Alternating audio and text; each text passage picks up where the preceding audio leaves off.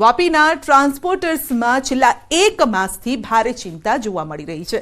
Truck ડ્રાઈવરોને નિશાન બનાવી ઠગાઈ કરતો એક વ્યક્તિ સક્રિય થયો છે અને આરોપી ટ્રક ભાડે રાખવાના બહાને ટ્રક ડ્રાઈવરો અને ટ્રાન્સપોર્ટર્સનો સંપર્ક કરે છે।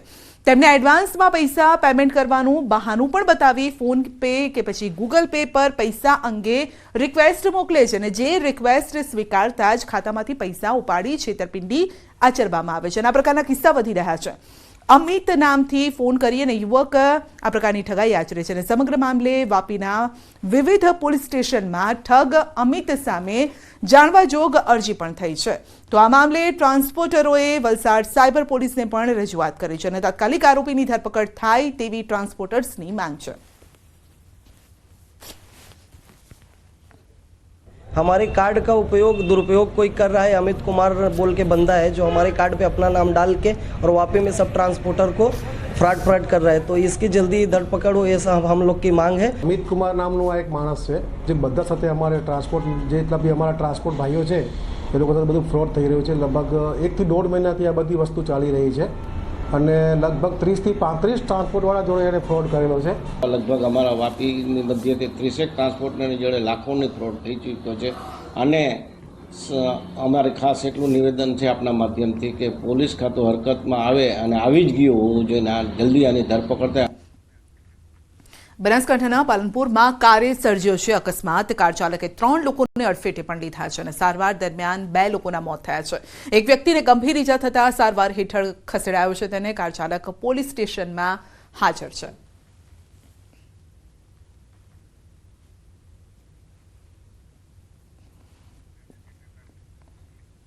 વડાપ્રધાન નરેન્દ્ર મોદી આવતીકાલે ગુજરાત પ્રવાસે આવશે। અમદાવાદ, મહેસાણા, નવસારીના કાર્યક્રમમાં તેઓ હાજરી આપશે। પીએમના આગમનને લઈને તડામાર તૈયારીઓ કરવામાં આવી છે। આગમન પહેલા જ એરપોર્ટથી સ્ટેડિયમ સુધી રિહર્સલ પણ કરાયું।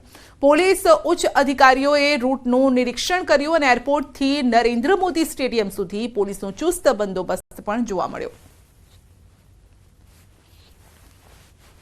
વડાપ્રધાન નરેન્દ્ર મોદી આવતીકાલે ગુજરાતના પ્રવાસે છે અને અમૂલ દ્વારા આયોજિત સહકાર સંમેલનમાં હાજરી આપવાના છે। ત્યારે વડાપ્રધાન નરેન્દ્ર મોદી આવે તે પહેલાં જ અમદાવાદ એરપોર્ટથી લઈ નરેન્દ્ર મોદી સ્ટેડિયમ છે તે સ્ટેડિયમ સુધી રિહર્સલ છે તે કરવામાં આવી રહ્યું છે। એટલે કે અમદાવાદ એરપોર્ટથી લઈ સ્ટેડિયમ સુધીનો જે રૂટ છે તેનું નિરીક્ષણ છે તે કરવામાં આવશે। સુરક્ષામાં કોઈ જ ખામી ના રહી જાય તે માટેની આખી વ્યવસ્થા છે તે કરવામાં આવી હતી। ગઈકાલે મળીએ તે આજે રિહર્સલ થઈ રહી છે, એટલે કે વડાપ્રધાન નરેન્દ્ર મોદીની સુરક્ષામાં કોઈ જ ખામી ના આવે તે માટેની અગાઉથી આયોજન છે તે કરવામાં આવી રહ્યું છે। આ કાફલો છે અમદાવાદ એરપોર્ટ પરથી નીકળી રહ્યો છે અને અમદાવાદ એરપોર્ટથી થઈ અને જે સ્ટેડિયમ છે તે જશે। વડાપ્રધાન નરેન્દ્ર મોદી આવતીકાલે અમદાવાદ આવવાના છે અને આખો કાફલો છે તે સ્ટેડિયમથી અમદાવાદ એરપોર્ટ પર પરત ફરશે અને ત્યારબાદ જે કાર્યક્રમ છે સહકાર સંમેલન તે પૂર્ણ કરી વડાપ્રધાન નરેન્દ્ર મોદી છે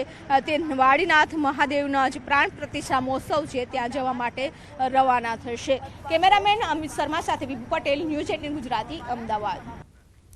નરેન્દ્ર મોદી સ્ટેડિયમમાં કાલે સહકાર સંમેલનનું આયોજન કરાયું છે। પ્રધાનમંત્રીની હાજરીમાં યોજાશે સહકાર સંમેલન।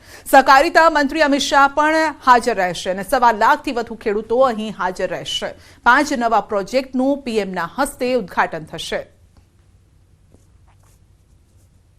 તો અમૂલ ફેડરેશનની 1973ની સ્થાપના, 1946માં અમૂલ ડેરીની સ્થાપના થઈને આ વર્ષે ટર્નઓવર 61,000 કરોડને આંબી જશે અને 1.25 લાખ ખેડૂતો અહીં હાજર રહેશે। આપણે જણાવી દઈએ કે આગામી 10 વર્ષમાં વિશ્વનું 30%થી પણ વધુ દૂધ ભારતમાં ઉત્પાદન થશે। 1200 કરોડના 5 પ્રોજેક્ટમાં રોકાણ। 1946માં 250 લીટર દૂધ સાથે અમૂલની સ્થાપના થઈ હતી અને સરદાર પટેલની દીર્ઘદ્રષ્ટિથી આ સ્થાપના કરાઈ હતી।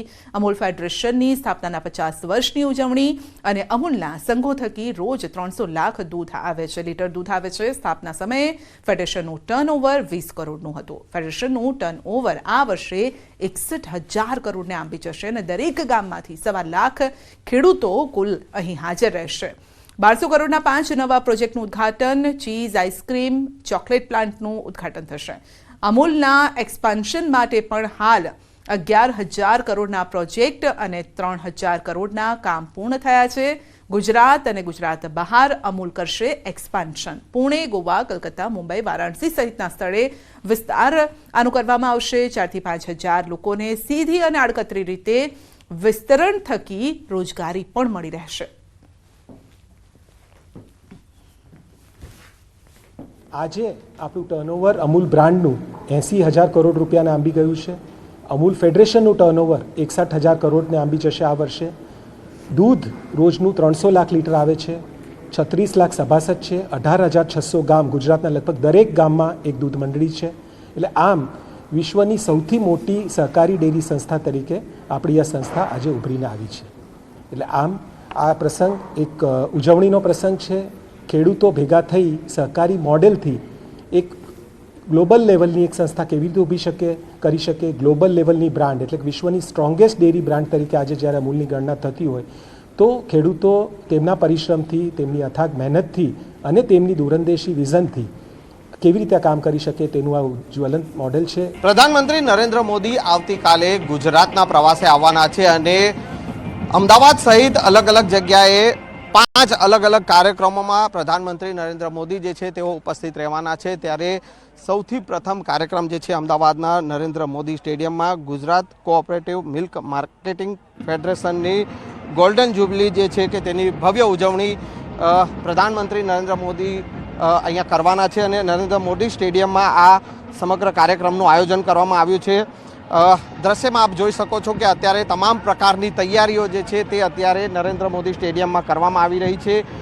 નરેન્દ્ર મોદી સ્ટેડિયમમાં મહાસંમેલન યોજાવાનું છે જેમાં 1.25 લાખથી પણ વધુ લોકો જે છે તે અહીંયા ઉપસ્થિત રહેવાના છે. પ્રધાનમંત્રી નરેન્દ્ર મોદીની સાથે સહકારિતા મંત્રી અમિત શાહ, આ ઉપરાંત મુખ્યમંત્રી ભૂપેન્દ્ર પટેલ સહિતના નેતાઓ અને ફેડરેશનના હોદ્દેદારો પણ અહીંયા ઉપસ્થિત રહેશે. ખાસ કરીને જો વાત કરવામાં આવે જે ગુજરાત કોઓપરેટિવ મિલ્ક માર્કેટિંગ ફેડરેશનની આ ગોલ્ડન જ્યુબલી સેલિબ્રેશનના ઉત્સવ સમયે પ્રધાનમંત્રી નરેન્દ્ર મોદી જે છે કે તેઓ અલગ અલગ 5 પ્રોજેક્ટ જે છે તે અમૂલના આ 5 પ્રોજેક્ટનું ઉદ્ઘાટન કરવાના છે અને તેને લઈને હાલ અત્યારે આપ જોઈ શકો છો કે તમામ પ્રકારની તૈયારીઓ જે છે તેને આખરી ઓપ આપવામાં આવી રહ્યો છે. કેમેરામેન ખેંગા રાઠોડ સાથે સંજય ટાંક, ન્યૂઝ 18 ગુજરાતી, અમદાવાદ. તો પીએમ મોદી અમદાવાદ, મહેસાણા, નવસારીના કાર્યક્રમમાં હાજરી આપશે અને ગુજરાત મિલ્ક માર્કેટિંગ ફેડરેશન અમૂલની ગોલ્ડન જ્યુબિલી નિમિત્તે કાર્યક્રમનું આયોજન કરાયું છે. અમદાવાદના નરેન્દ્ર મોદી સ્ટેડિયમ ખાતે કાર્યક્રમનું આયોજન છે અને કાર્યક્રમ દરમિયાન 1 લાખથી પણ વધુ દૂધ ઉત્પાદક પશુપાલકો તેમજ ખેડૂતોને સંબોધિત કરશે. અમદાવાદ ખાતેના કાર્યક્રમમાં હાજરી આપ્યા બાદ મહેસાણા ખાતે જશે અને જ્યાં તરફ ખાતે વાળીનાથ મહાદેવના પ્રાણ પ્રતિષ્ઠા મહોત્સવમાં હાજરી આપશે. વાળીનાથ મંદિરમાં પૂજન કર્યા બાદ માલધારી સમાજને સંબોધિત કરશે.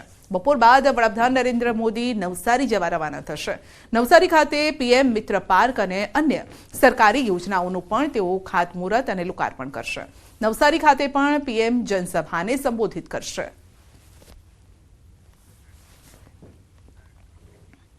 ભાવનગરમાં ફરી એકવાર આખલાઓનો ઉત્પાત જોવા મળ્યો છે. શહેરના મુખ્ય બજાર પાસેના રૂપમ ચોક પર જાહેરમાં 2 આખલાઓ બાખડતા અફરાતફરી મચી ગઈ હતી. 2 આખલાઓ સામસામે આવતા વાહન ચાલકો સહિત રાહદારીઓના જીવ અદ્ધર થઈ ગયા હતા અને શહેરમાં આખલાઓનો ઉત્પાત દૂર થાય તે માટે મનપા દર મહિને 40 લાખ જેટલો ખર્ચ કરે છે. છતાં પણ જાહેર રોડ પર આખલાઓના આતંકની ઘટનાઓ સામે આવતી રહે છે.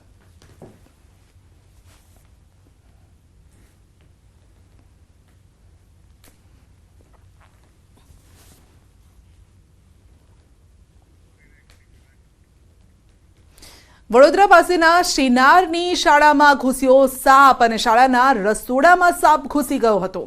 તો સાપ ઘૂસી જતા બાળકોમાં પણ ફફડાટ ફેલાયો હતો. વાઇલ્ડલાઇફ ટ્રસ્ટ દ્વારા તેનું રેસ્ક્યુ કરવામાં આવ્યું હતું અને ત્યારબાદ બાળકોએ રાહતનો શ્વાસ લીધો. તો શાળાના રસોડામાં આ સાપ ઘૂસી ગયો હતો જેને લઈને લોકોમાં ચિંતા વ્યાપી હતી. બાળકો પણ ચિંતિત થઈ ગયા હતા. તો વડોદરાની આ ઘટના છે જ્યાં શાળાના રસોડામાં સાપ ઘૂસી ગયો અને ત્યારબાદ વાઇલ્ડલાઇફ ટ્રસ્ટ દ્વારા તેનું રેસ્ક્યુ કરાયું.